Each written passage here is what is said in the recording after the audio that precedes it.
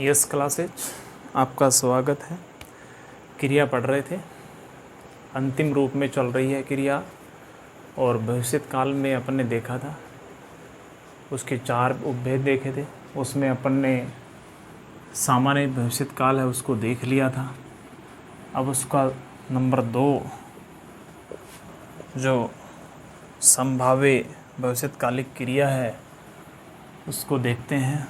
उसके बाद में आज्ञार्थक भविष्यत्कालिक क्रिया है उसको देखेंगे। उसके बाद में हेतु मध्य भविष्यत्कालिक क्रिया को पढ़ेंगे। आज ये अपना अंतिम चरण में है, क्रिया का टॉपिक है। जहाँ तक मैं समझता हूँ कि आपको अच्छे से समझ में आया होगा।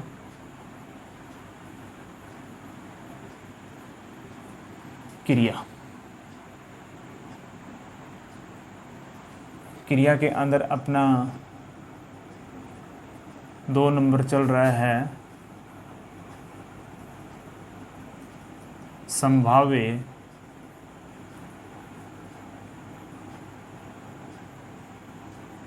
भविष्यत कालिक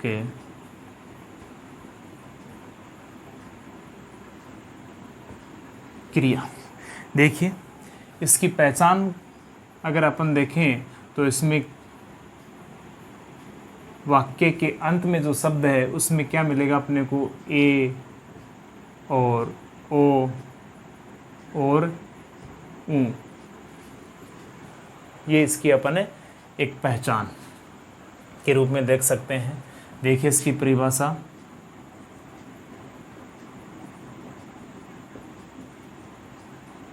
क्रिया के जिस रूप के द्वारा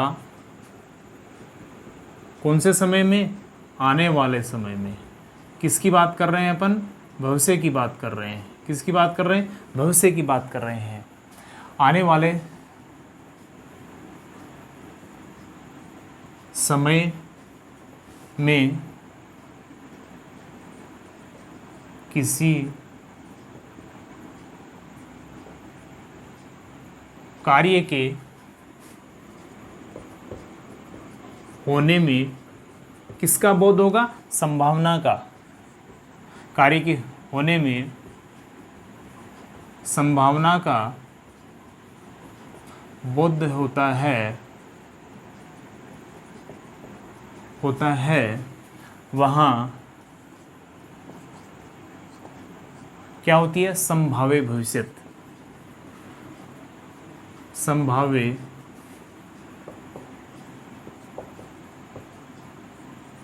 भविष्यत्कालिक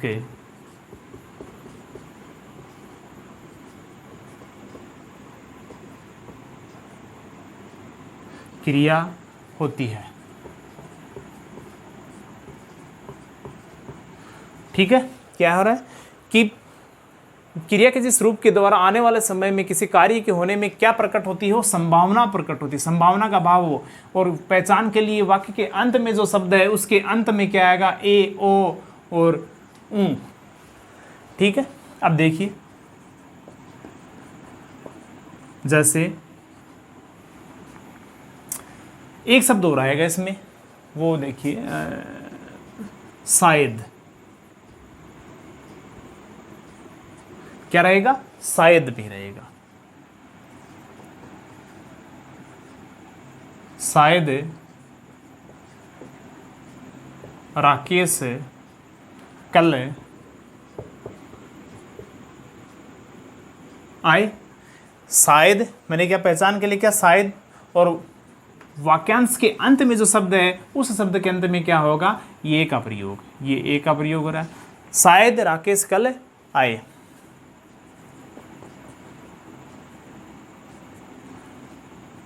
शायद वह आज आ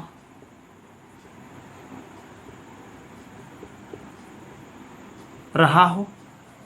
शायद वह आज आ रहा हो, आया नहीं है। देखना, आज को देखते आप ये मत समझना कि वर्तमान की बात कर रहे हो। आज आ रहा हो, आज कब, कि मतलब कौन से क्षण में आ सकता है, एक क्षण में, दो क्षण में, हर कौन से पल में वो आ सकता है, लेकिन आ रहा हो, संभावना व्यक्त की जा रही है। आप कहीं आज को देखते हुए ये मत पकड़ के बैठ जाना कि तो वर्तमान कालिक क्रिया में चला गया है, वो नहीं है। आ रहा हो, क्या, ओ शायद। दूसरा देखिए, शायद मैं कल नहीं आऊं, शायद मैं कल नहीं आऊं, क्या व्यक्त की जा रही है, संभावना व्यक्त की जा रही है। तो क्या हो यहां क्या आ गया, जिन वाक्यों के अंदर, जैसे एक और देखिए, बादल घने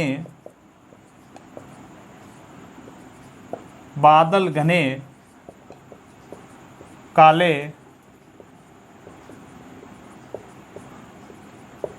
हो रहे हैं, शायद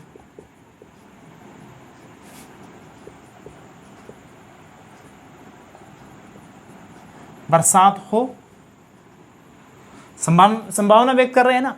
और इसी उदाहरण को अपने किस में देखा था, वर्तमान में भी देखा। वर्तमान कालिक अपने संभाव्य जो पढ़ी थी उसमें अपने देखा, उसमें मैंने क्या लिखा था, बादल घने काले हो रहे हैं, शायद कहीं बरसात हो रही हो, ये संभावना व्यक्त की जा रही थी कि बादल घने काले हो रहे हैं, शायद वर्षा हो रही हो, कहीं भी बरसात हो रही होगी। ये अगर लिखेंगे तो किस में जाएगा, संभाव्य वर्तमान कालिक में। लेकिन यहाँ भविष्यत कालिक के लिए बादल घने काले हो रहे हैं, शायद बरसात हो भी सकती है। तो ये हुई संभाव्य कालिक भविष्यत। और अब आगे देखते हैं,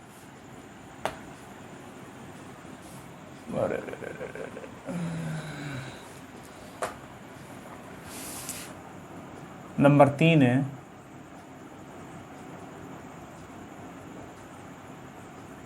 आज्ञार्थक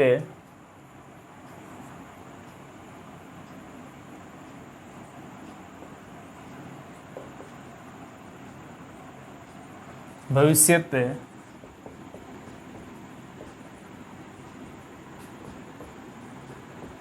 क्रिया। देखिए, आज्ञार्थक भविष्यत कालिक क्रिया, आज्ञा का जिसमें भाव हो। पहचान के लिए 2 शब्द बताऊंगा मैं इसमें, एक तो आपको बताऊंगा आइएगा और एक बताऊंगा जाइएगा। देखिए, पहचान रूपी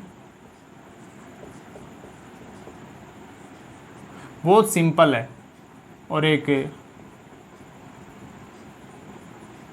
जाइएगा। देखिए इसकी परिभाषा,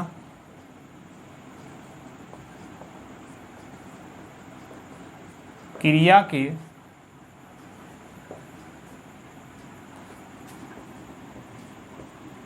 जिस रूप के द्वारा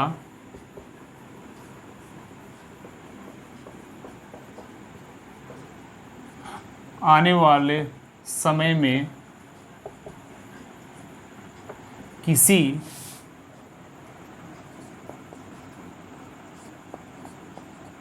कार्य के होने में आज्ञा का भाव हो, वहाँ क्या कहते हैं, आज्ञार्थक भविष्यत कालिक क्रिया कहते हैं। ठीक है, देखिए इसके उदाहरण, क्या, क्रिया के जिस रूप के द्वारा आने वाले समय में किसी कार्य के होने में आज्ञा का भाव हो, वहाँ आज्ञार्थक भविष्यत कालिक क्रिया होती है या कहते हैं। जैसे मैं कहूँ आपको, जैसे मैं आपको ही कहूँ कि आप मेरे घर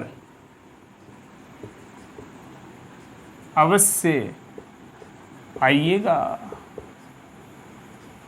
क्या, आप मेरे घर अवश्य आइएगा, मैंने क्या कहा है, आपको एक आज्ञा का भाव मैं दे रहा हूं। क्या, अगला देखिए, तुम सभी घर वालों से, तुम सभी घर वालों से बाहर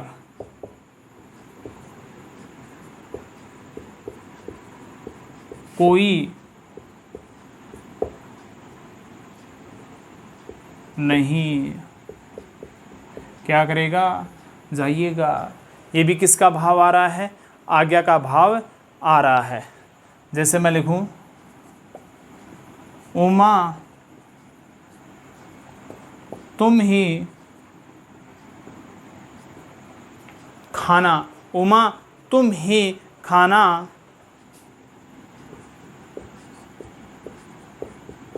पकाइएगा। क्या, उमा तुम ही खाना पकाइएगा। जैसे मैं लिखूं, राकेश से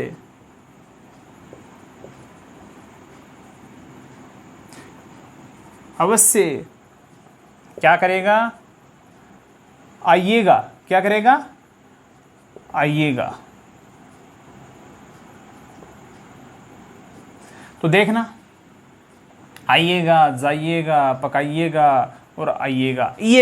इएगा को पकड़ के रखना, वेरी सिंपल। और अंतिम अपन देखते हैं हेतु हेतु मध्य। हेतु हेतु मध्य, अपने हेतु हेतु मध्य भूतकालिक क्रिया भी देखी थी और यहाँ हेतु हेतु भविष्यकालिक भी देखने जा रहे हैं। दोनों में भैया अंतर भी स्पष्ट करके रखना आपको, और वो अंतर आपको मैं भी बताने वाला हूँ।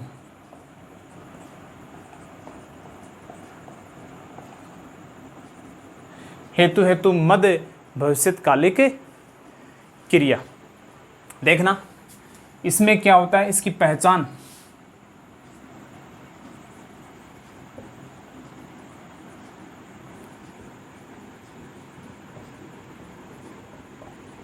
शर्तवाची क्या होता है, शर्तवाची होता है। देखिए इसकी परिभाषा, क्रिया के जिस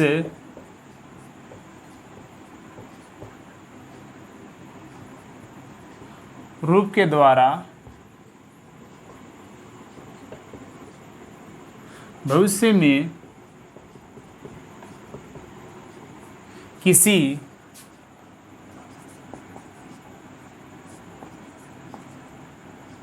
कार्य के होने में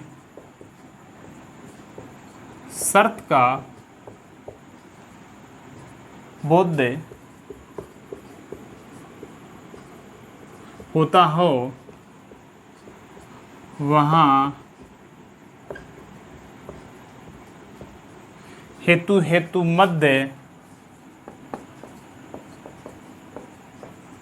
भविष्यकालिक क्या होती है, क्रिया होती है।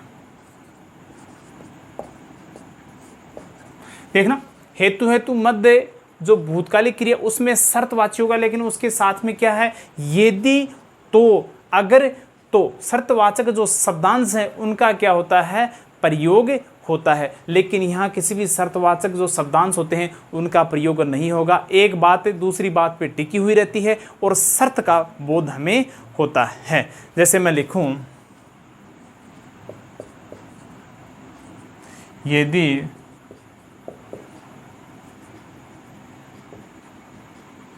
बरसात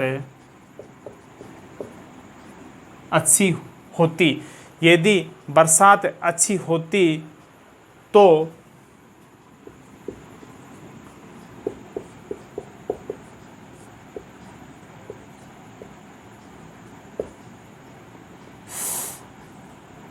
फसल अच्छी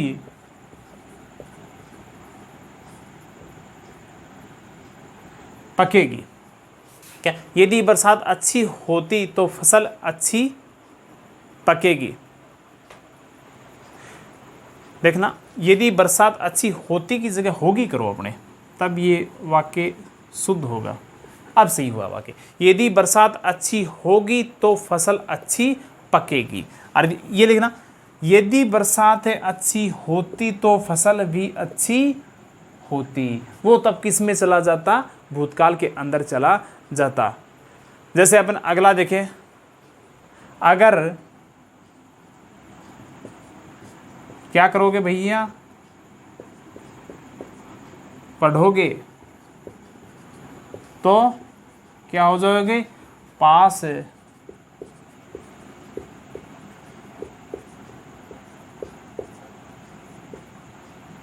हो जाओगे। क्या हो जाओगे? पास हो जाओगे।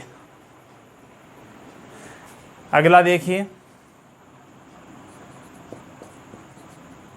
यदि आप घर पर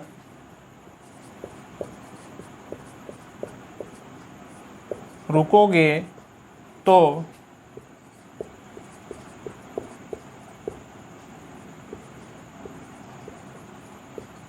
कोरोना से जीत जाओगे।